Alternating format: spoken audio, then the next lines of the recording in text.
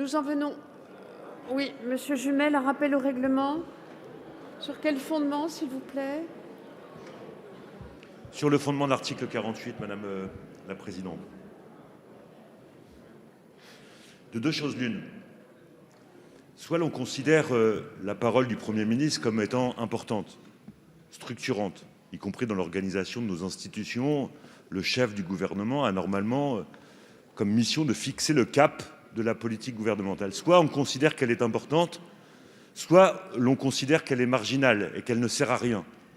Nous considérons que la parole du chef du gouvernement a de l'importance sous la Ve République. C'est la raison pour laquelle nous pensons que nous ne pouvons pas reprendre la séquence avant d'entendre le chef du gouvernement sur les objectifs premiers de ce gouvernement lorsqu'il présente ce 12e texte de gestion de crise.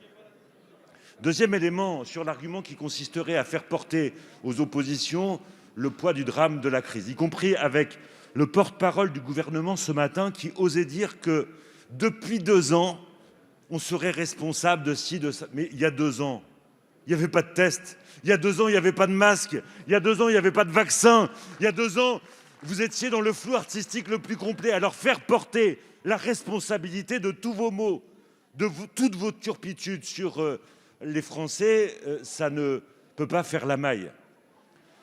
Je redis l'état d'esprit du groupe communiste. Nous sommes favorables à la vaccination. Nous formulons dans ce texte un certain nombre de propositions pour prendre soin des gens.